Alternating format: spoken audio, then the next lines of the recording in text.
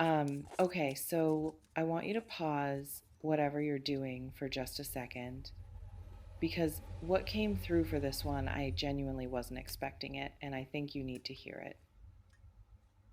There is a letter that was never written, words that formed somewhere behind someone's eyes, that traveled as far as their throat, and then stopped, held back by pride or fear, or the particular kind of paralysis that comes from not knowing how to undo what's already been done. And you have been living in the silence of that unwritten letter for longer than you should have had to. Let me tell you what silence does to a person who deserved words. It doesn't just occupy the space where the words should have been, it expands. It seeps into the corners of how you see yourself, how you interpret your own worth, how you begin to wonder in your quietest moments whether the silence was actually the answer, whether you were simply not worth the effort of an explanation. You were worth it. You are worth it. And what I want to offer you today is the letter that silence stole from you. This reflection invites you to consider how much of the story you've been telling yourself about what happened was written by their silence rather than by the actual truth of who you are. Because here is something that may be difficult to sit with, and I'm going to ask you to sit with it anyway. The person who ignored you, who hurt you, who chose distance over honesty and absence over accountability, they may not have been silent because you were insignificant. They may have been silent because you were the opposite of that, because facing you, really facing you, would have required them to face themselves. And that, for some people, is the most impossible thing in the world. If they could speak, if the walls they built around whatever they feel came down, just for a moment, it's possible the first thing they'd say is something that looks nothing like an apology but functions as one. Something like, I didn't know how to hold something this real without dropping it. Because some people have never been taught that. They've been handed intensity before and burned themselves on it. So when something genuine arrived, when you arrived with your particular depth, your particular way of seeing and feeling and being present, it's possible they panicked. Not because you were too much, but because they had never learned how to be enough.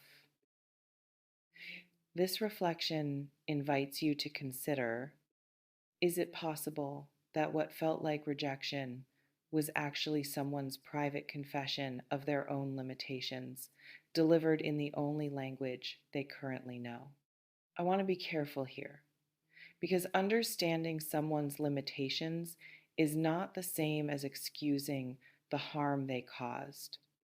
You are allowed to hold both things at once: compassion for what may have been driving their behavior, and a clear eyed acknowledgement that the way they handled it was not okay, that you deserved better, that the silence, the distance, the hurt, none of it was something you earned. But here is where the confession gets complicated. Because if there are words they want to say to you, they may not only be words of remorse, they may also be words of longing, of something unresolved that sits heavy in them in the small hours, in the unexpected moments when a song or a street or a particular quality of light brings you rushing back. It's possible, not certain, never certain, but possible, that you occupy more space in their inner world than they have ever allowed themselves to admit. This reflection invites you to consider what would change for you, not in terms of what you decide to do, but in terms of how you carry this. If you knew that their silence was never really about your value, Because that is the thing that tends to do the most damage, isn't it? Not the hurt itself, as real and as valid as that hurt is, but the meaning we assign to it. The way we let someone else's inability to show up become evidence of something being wrong with us. The way we absorb their confusion and carry it as our own verdict. Some people watching this have spent months, maybe longer, quietly editing themselves in the aftermath of this experience, making themselves a little smaller, a little more guarded, a little less willing to extend the kind of openness that made them vulnerable in the first place. And that makes sense. It is a completely human response to pain. But it may also be costing you something, something that was never theirs to take. Your openness, your capacity to feel deeply, your willingness to show up fully in the spaces you enter. These were never weaknesses, even when someone's inability to meet them made them feel that way. This reflection invites you to consider, what part of yourself did you begin to distrust after this experience that actually deserves to be reclaimed?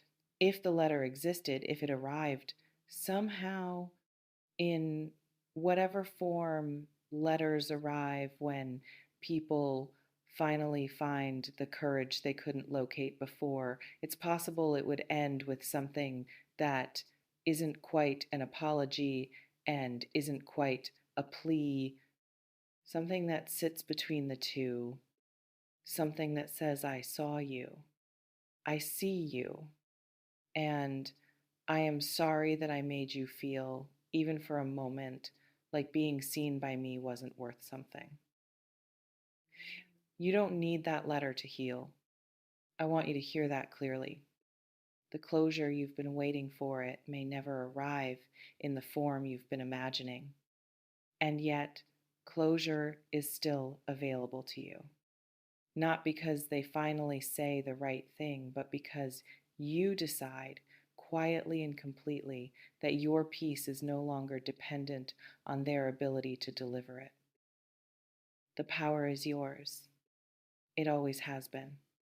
Even here, even in this, even after everything that was done and left unsaid, they ignored you and they hurt you.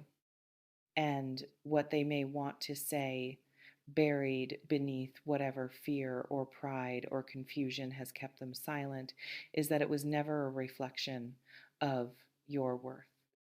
Not eventually. It was always true from the very first moment and every moment since. Trust yourself with this. Your heart already knows the difference between what you were told and what is actually true about you. Before you go, I want to hear from you. What is one thing you wish they had said to you, the words you deserved but never received? And has this experience changed the way you show up for yourself? Drop it in the comments. This is a safe space, and I read every single one. See you in the next one. And listen, the silence they gave you was never your sentence, it was theirs.